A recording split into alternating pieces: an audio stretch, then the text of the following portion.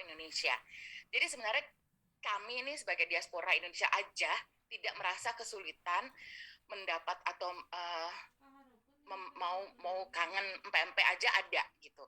Tetapi mungkin kadang-kadang rasanya nggak seperti empek-empek asli dari Palembang tentunya ya. Tapi itu ada. Nah, cuma kadang-kadang kan ada orang tetap mau apa sih yang terkenal empek candy apa segala. Itu tetap ada yang import dari sini orang Indonesia memang melalui Just Tip. Tetapi maksudnya padahal mestinya kalau secara peraturan Bapak Ibu juga mesti tahu kan ikan, daging itu juga sulit. Makanya ada satu perusahaan yang sudah cukup besar frozen food di Indonesia mau coba masuk ke Belanda ya. Mereka punya modal yang sangat kuat. Ini cerita ya, tapi jadi secara digitalnya mereka juga semua siap gitu loh untuk pemasarannya dan sebagainya. Tapi apa? Produknya mereka yang ada ikan dan daging itu nggak bisa masuk.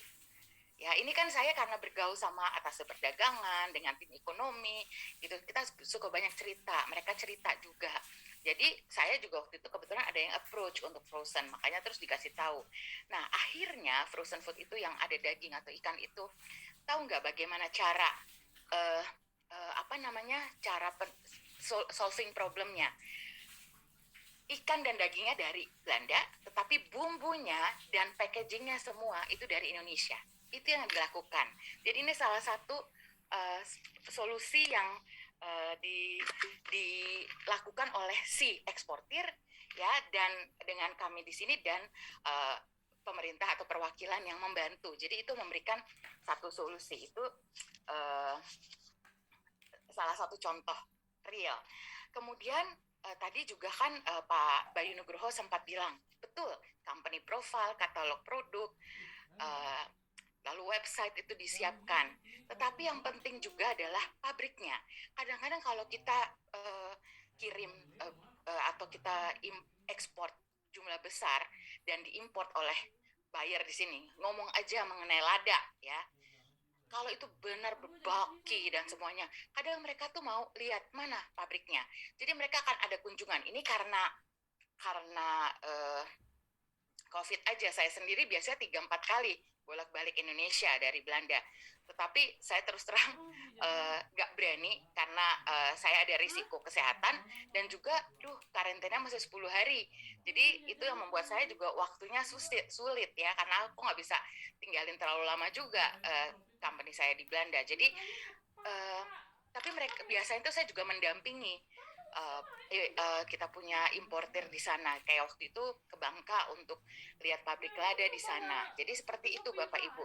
Mereka akan kunjungi. Jadi ketika nanti Bapak Ibu memberikan pelatihan atau sendiri adalah nanti jadi pelaku, kalau itu dalam jumlah besar, mereka juga mesti lihat standarnya, higienisnya, lalu pabriknya seperti apa. Itu kalau udah yang cukup besar. Kemudian kalau misalnya yang lainnya yang saya mau ingatkan adalah kita juga tidak perlu selalu melulu harus kopi atau harus barang-barang yang mainstream gitu ya. Tetapi ke waktu itu saya ada mengadakan webinar dengan KBRI Belanda, Belgia. Gitu. Saya jadi organize itu, jadi atas perdagangan dari Belanda dan Belgia, kemudian juga dengan Serbia, dengan Praha dan sebagainya. Itu kita membuka untuk para produser atau eksportir. Itu ternyata saya temukan ada business matching. Ternyata ada yang senang atau perlu larva lalat untuk makanan burung. Jadi hal-hal yang saya sampai what gitu, maksudnya perlu larva lalat. Jadi itu yang habis itu di follow up oleh atas perdagangan kami. Jadi kadang-kadang hal-hal seperti itu Bapak Ibu yang di luar kita punya, saya sendiri baru tahu ketika kejadian waktu yang habis webinar itu gitu, bahwa ternyata ada business matching, ada buyer kami di sini yang perlu larva lalat dari Indonesia. Nah, hal-hal seperti itu. Nah, jadi sekali lagi kalau menurut kami kantor kami ini Bina persis di sebelahnya Rotterdam Central Station.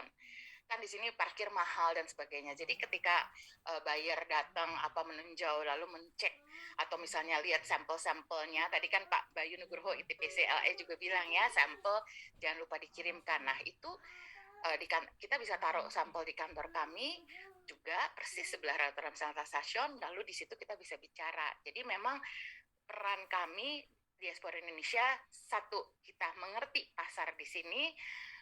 Kita kadang maksudnya kebanyakan dari kami juga bisa berbahasa lokal, atau misalnya kayak saya di Belanda berbahasa Belanda, walaupun orang Belanda tuh bahasa Inggris juga sangat mereka tidak keberatan untuk bicara atau komunikasi dalam bahasa Inggris.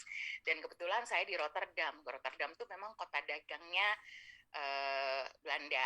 Jadi ya silakan Bapak Ibu, tadi saya sudah taruh kontaknya, kalau memang ada yang perlu ditanyakan silahkan saja.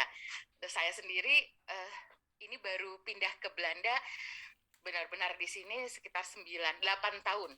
Tetapi sebelumnya saya 18 tahun di Singapura, jadi lumayan ngerti juga pasarnya Singapura sih waktu itu. Cuman sekarang saya punya teman saya Pak Stefanus yang nanti juga akan share mengenai Singapura. Beliau juga udah sangat fasih ya. Jadi kira-kira seperti itu Bapak Ibu. Terima kasih Pak Handito dan Bapak Ibu dosen. Terima kasih Ibu Kartini. Baik. Terima kasih banyak Bu Monik, Bapak Ibu dosen sekalian. Jadi kegiatan Bu Monik ini benar-benar mempromosikan ya segala sesuatu tentang Indonesia di Belanda. Mudah-mudahan juga bisa lanjut terus ya Bu, karena itu Schengen kan ya. Jadi mungkin bisa ke negara-negara Eropa lainnya kan, bisa jadi hub. Iya. Karena dengan jalan darat juga sangat mudah. Kayak saya ke Belgia itu hanya 1,5 jam. Dan kontak kami karena thanks to IDN Global, jadi kita punya partner, saya punya partner di Spanyol, dan memang Belanda itu menjadi kayak hub ya Bu ya. Kemarin ketika kami bicara dengan kita ada 2 KBRI, memang dari Belgia sendiri bilang lebih, atau waktu itu dengan pengusaha Indonesia Eropa, memang disampaikan dari Eropa juga memang masuk lewat Belanda tuh lebih mudah. Dari Belanda baru dikirim ke Eropa. Misalnya baju bayi atau baju anak-anak nggak boleh pakai kancing di Spanyol, padahal orang sana juga pingin ada kancingnya. Gimana cara masukinnya? Masukinnya lewat Belanda. Nah gitu kira-kira. Itu yang kita jadi ngerti, kalau karena kami diaspora dan kita punya kontak gitu, jadi kita bisa memberikan pelatihan itu juga kepada eksportir, dan informasi-informasi seperti itu yang mungkin adalah yang kita ngerti banget bagaimana peraturan atau apa yang diinginkan oleh lokal ya. Gitu. Terima kasih. Terima kasih Bu Monik. Ya, itu tadi Bapak Ibu dosen sekalian. Jadi kalau diaspora, kalau kebetulan juga pemain, jadi tahunya detail. Kita sih nggak terlalu melihat lagi statistik ya Bu. Pokoknya apa yang di pasar